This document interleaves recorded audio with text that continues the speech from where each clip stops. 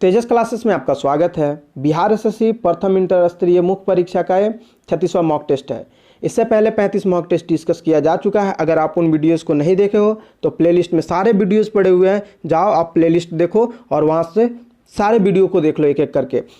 PDF के लिए आपको टेलीग्राम चैनल ज्वाइन करना पड़ेगा, डिस्क्रिप्शन में लिंक दिया हुआ है, आप वहाँ से जाके जुड़ जाओ। आगे बढ़ने से पहले 3 बातें। पहला तो आप कॉपी कलम लेके बैठ जाओ।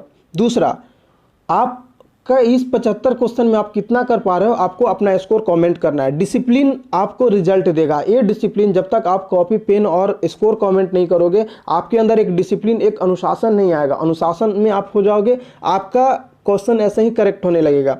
तीसरा, प्रत्येक प्रश्न के बाद आपको 5 सेकंड का टाइम मिलेगा, जिसमें आपको पहले किसी भी क्वेश्चन को खुद से अटेम्प्ट करना है। देखो, थोड़ा सा वीडियो 2, 4, 5 मिनट का बड़ा हो रहा है क्योंकि मैं आपको टाइम दे रहा हूँ।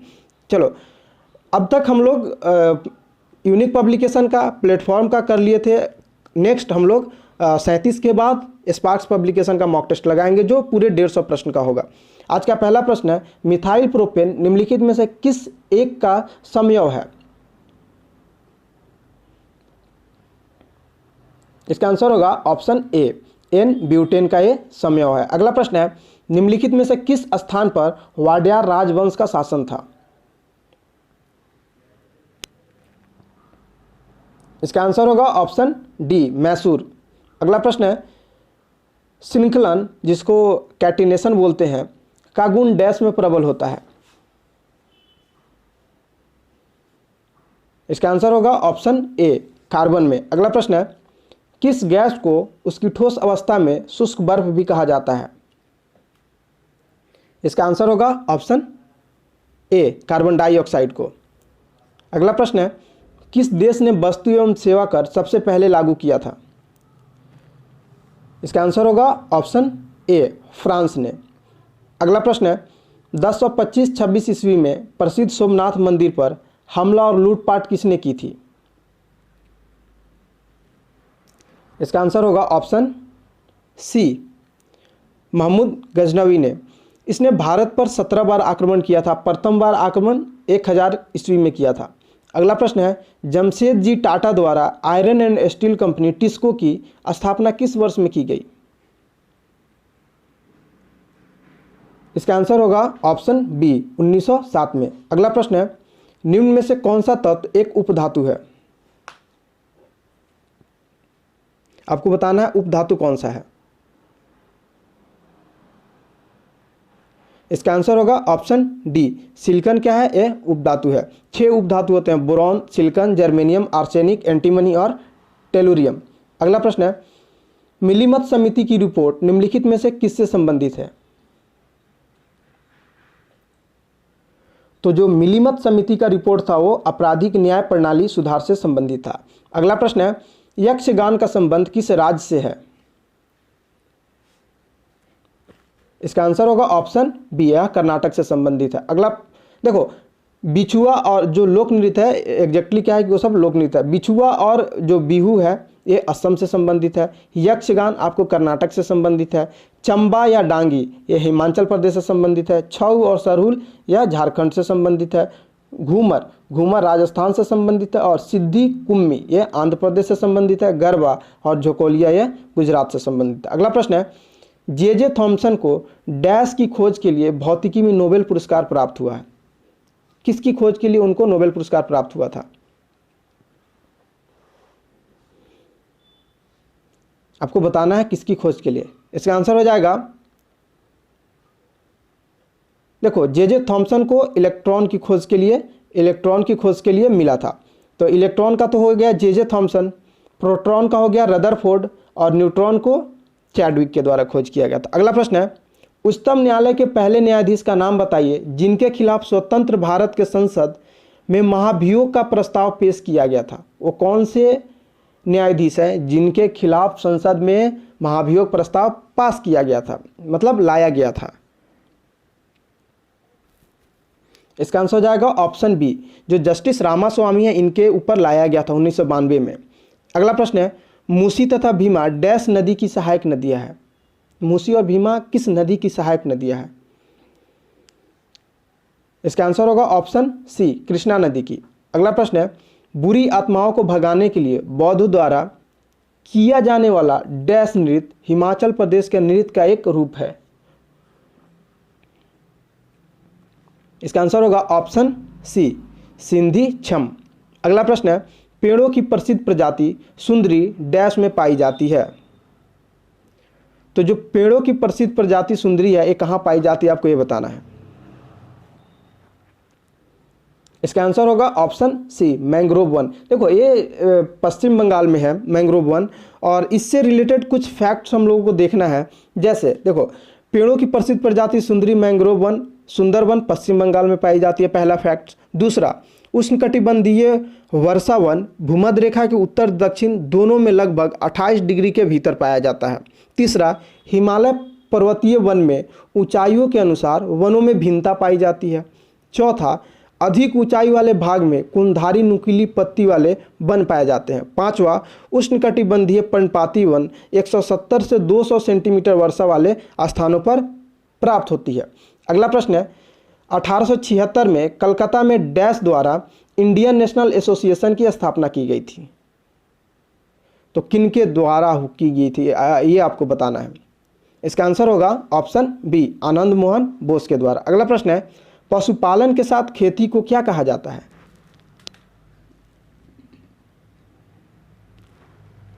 इसका आंसर हो जाएगा ऑप्शन बी, मिश्रित कृषि। यानी पशुपालन के साथ आप खेती कर रहे हो तो उसको मिश्रित कृषि बोलते हैं। देखो, मिश्रित कृषि और मिश्रित फसल दोनों में अंतर है। मिश्रित कृषि तो मैं समझा दिया क्या होता है। मिश्रित फसल एक ही समय में एक ही साथ कई किस्म की फसल की बुआई को मिश्रित फसल कहते हैं। जैसे अपने यहाँ क्या होता है, गेहूं के साथ सरसों लगा दिया जाता है, जो मसूर होता है उसके साथ तीसी लगा दिया जाता है, मटर लगा दिया जाता है, केराव लगा दिया जाता है, होता है ना, इसी को मिश्रित फसल बोलते हैं। अगला प्रश्न है, किस रूप में पौधे से कोका और चॉकलेट प्राप्त किया जाता है। इसका आंसर होगा ऑप्शन सी, छोटा वृक्ष। अगला प्रश्न है, इंटरनेट प्रौद्योगिकी के आरंभ में इंटरनेट पेज तैयार करने के लिए कौन सी भाषा का प्रयोग की जाती थी। इसका आंसर हो जाएगा ऑप्शन बी, HTML। अगला प्रश्न है, ब्रिटिश क्राउन ने ईस्ट इंडिया कंपनी से भारत पर प्रभुसत्ता किस वर्ष में प्राप्त की। इसका आंसर हो जाएगा ऑप्शन बी, 1858 में। अगला प्रश्न है, भारत में अंग्रेजों के समय प्रथम जनगणना हुई, कब हुआ था। इसका आंसर होगा ऑप्शन सी, लॉर्ड मेयो के कार्यकाल में। देखो, भारत में प्रथम जनगणना अंग्रेजों के समय लॉर्ड मेयो के कार्यकाल में हुआ। मेयो का काल 1872 में प्रथम बार जनगणना हुआ। नियमित जनगणना 1881 ईस्वी में भारत में शुरू हुआ। नियमित जनगणना कब, तो 1881 से शुरू होता है। उसके बाद 1931 एवं 2011 में भारत में जाति पर आधारित जनगणना हुआ था, और 1931 को जनसंख्या का महाविभाजन वर्ष कहा जाता है।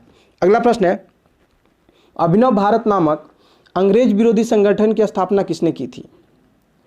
तो आपको बताना है अभिनव भारत। इसका आंसर होगा ऑप्शन बी, BD सावरकर के द्वारा किया गया था।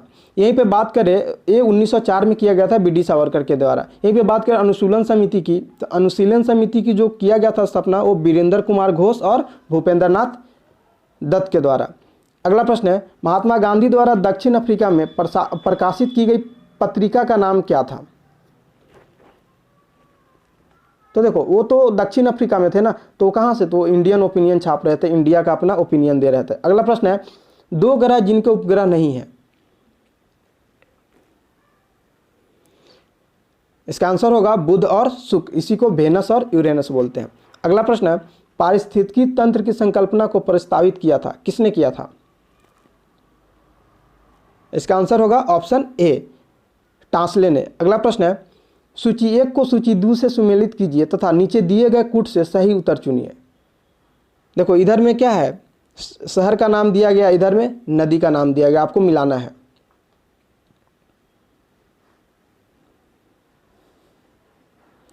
तो अब बताओ, देखो सबसे पहले मैं बता रहा हूं आपको रोम, तो आप इसको याद कर लो, रोम कांप जाएगा जब आप टाइगर देख लोगे, ठीक है।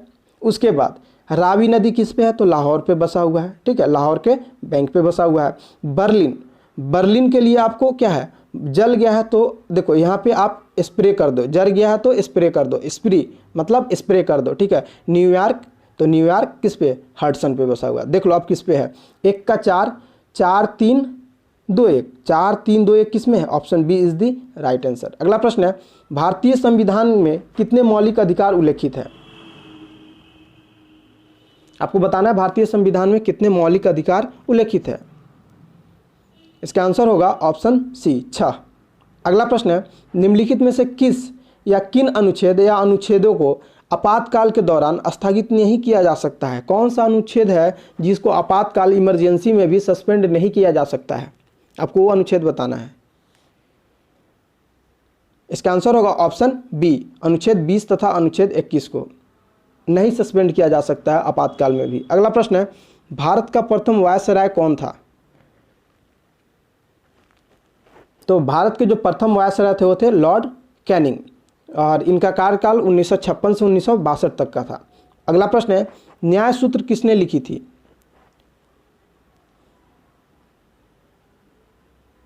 इसका आंसर होगा ऑप्शन बी, गौतम के द्वारा लिखा गया था। अगला प्रश्न है, मेरियाना गर्त पृथ्वी के पानी में सर्वाधिक गहरा गर्त है, वह निम्नलिखित में से किस महासागर में स्थित है। आपको बताना है मेरियाना जो ट्रंच है वह किस महासागर में स्थित है। इसका आंसर होगा ऑप्शन डी, मेरियाना गर्त प्रशांत महासागर में है। देख लो प्रशांत महासागर में मेरियाना, यही मेरियाना गर्त है, और इसका जो गहराई है 11,033 मीटर गहराई। आप सोच सकते हो कितना ज़्यादा गहरा है। अगला प्रश्न है, मसाई निम्न में से किस देश की जनजाति है। इसका आंसर होगा ऑप्शन ए, केन्या में। अगला प्रश्न है, निम्नलिखित में से कौन से अंग से पेसमेकर संबंधित है। आपको बताना है पेसमेकर किस अंग से संबंधित है। मैंने फोटो भी दे रखा है, इसका आंसर गलत नहीं होना चाहिए। ये देख लो, ये पेसमेकर है।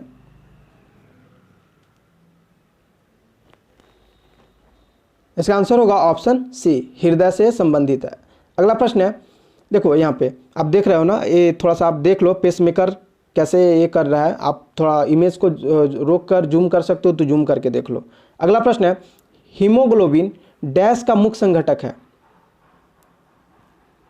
तो हेमोग्लोबिन किसका, ये आरबीसी का होता है, लाल रक्त कोशिकाएं का। अगला प्रश्न है, निम्नलिखित में से किसकी कमी के कारण एनीमिया होती है।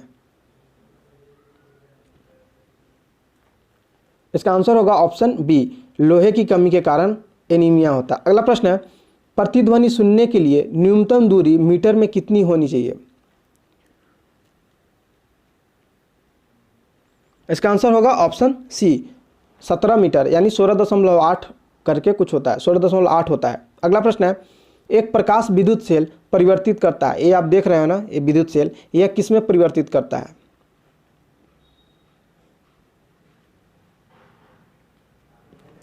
इसका आंसर होगा ऑप्शन सी, प्रकाश ऊर्जा को यह विद्युत ऊर्जा में परिवर्तित करता है। अगला प्रश्न है, निम्नलिखित में से कौन सा एक संगणक या कंप्यूटर का मुख्य निकाय है। संगणक को ही कंप्यूटर बोलते हैं, हिंदी में उसका नाम संगणक है।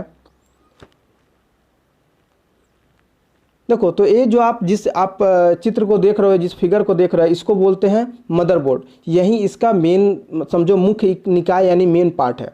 ये देख रहे हो ना, ये जो बहुत सारे इसमें कैपेसिटर डायोड ट्रांजिस्टर लगा हुआ है, यही है मदरबोर्ड। अगला प्रश्न है, बिजली से धातु चढ़ाने की क्रिया या गैल्वेनीकरण में निम्नलिखित में से किस धातु का उपयोग किया जाता है। इसका आंसर होगा ऑप्शन ए, जास्ता का। और जो गैल्वेनाइजेशन होता है इससे हम लोग जंग लगने से बचाने के लिए करते हैं। अगला प्रश्न है, सूखी बर्फ या ड्राई आइस क्या है।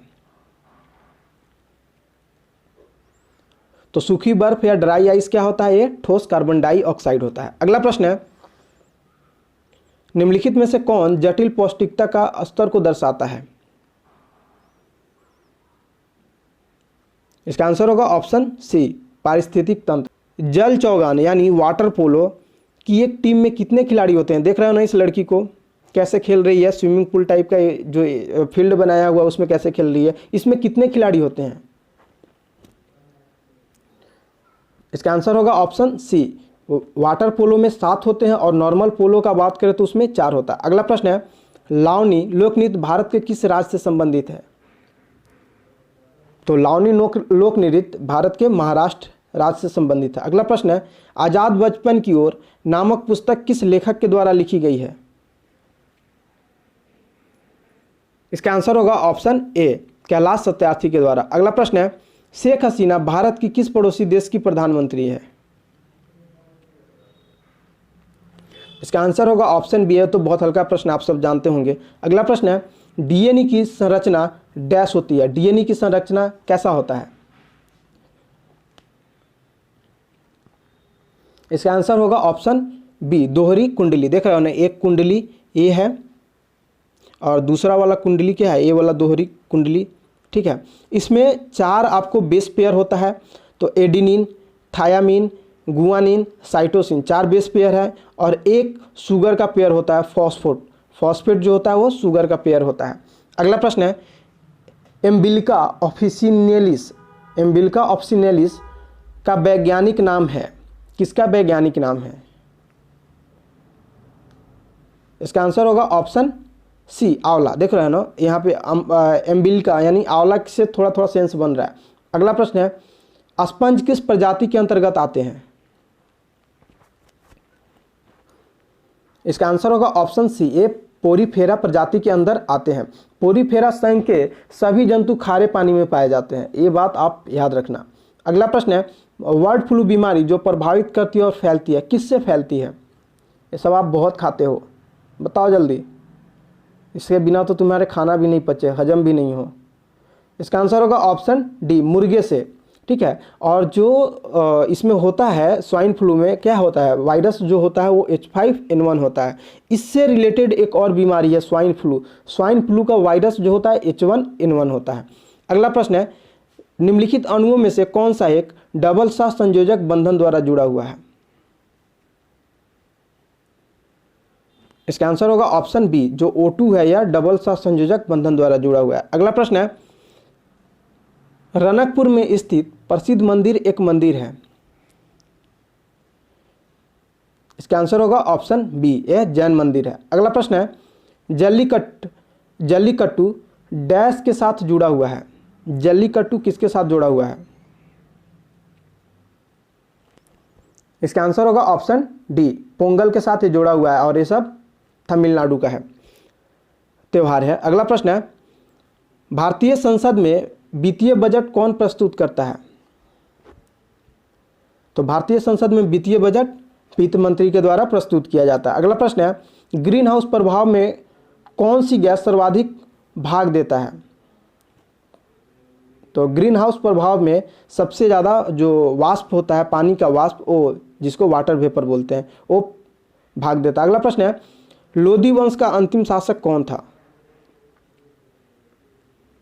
तो जो लोदी वंश का अंतिम शासक था वो था इब्राहिम शाह लोदी, और ये 1526 में बाबर के साथ युद्ध होता है, पानीपत का प्रथम युद्ध, उसमें हार जाता है और मुगल सल्तनत स्टार्ट होता है। अगला प्रश्न है, भारत की सबसे लंबी नदी का नाम बताइए। आपको भारत की सबसे लंबी नदी का नाम पूछा जा रहा है, आपको सबसे लंबी नहीं भारत की पूछा जा रहा है। तो भारत की पूछा जाए तो ये हो जाएगा गंगा, सबसे लंबी पूछा जाए तो आप लोग कमेंट करके दो आंसर। अगला प्रश्न है, महात्मा गांधी द्वारा भारत छोड़ो आंदोलन का प्रारंभ वर्ष डैश में किया गया था? किस वर्ष में किया गया था? इसका आंसर हो जाएगा ऑप्शन बी, 8 अगस्त 1942 को। अगला प्रश्न है, किस स्वतंत्रता सेनानी ने महात्मा गांधी को पहली बार राष्ट्रपिता कहकर संबोधित किया था? इसका आंसर होगा ऑप्शन बी, सुभाष चंद्र बोस द्वारा। अगला प्रश्न है, भौतिक शास्त्र में नोबेल पुरस्कार जीतने वाले प्रथम भारतीय व्यक्ति का नाम बताइए। आपको बताना है भौतिक शास्त्र में प्रथम बार किनको नोबेल पुरस्कार मिला था। इसका आंसर होगा ऑप्शन टी, सीवी रमन। देखो, सीवी रमन को जो नोबेल पुरस्कार मिला था 1930 में मिला था रमन प्रभाव के लिए। ठीक है, उसके बाद देखो हरगोविंद खुराना को 1968 में मिला था कृत्रिम जीन डेवलप करने के लिए, और सुब्रमण्यम चंद्रशेखर जो था इनको 1983 में मिला था चंद्रशेखर लिमिट दिखाने के लिए। देखो चंद्रशेखर लिमिट एग्जैक्टली फिजिक्स का ही पोर्शन है, लेकिन आप ज्योग्राफी से भी इसको रिलेट कर सकते हो। अमर्त्य सेन को मिला था 1998 में अर्थशास्त्र के क्षेत्र में। अगला प्रश्न है, किस भौतिक मात्रा का सीमेंस में मापन किया जाता है? ये भौतिक होगा, किस भौतिक मात्रा का सीमेंस में मापन किया जाता है? आपको बताना है क्या होगा। इसका आंसर हो जाएगा ऑप्शन बी, विद्युत चालकता का। अगला प्रश्न है, आवेग के परिवर्तन की दर क्या होती है? तो आवेग की परिवर्तन को दर को बल कहते हैं। अगला प्रश्न है, ए सुटेबल बॉय पुस्तक के लेखक कौन है? सुटेबल बॉय पुस्तक के लेखक कौन है? आपको ये बताना है।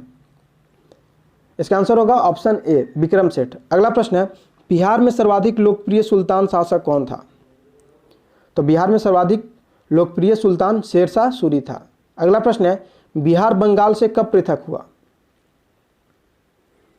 इसका आंसर होगा ऑप्शन ए, बिहार बंगाल से 1911 में अलग होता है, 1 अप्रैल 1912 को। नहीं, ऑप्शन बी, 1 अप्रैल 1912 को।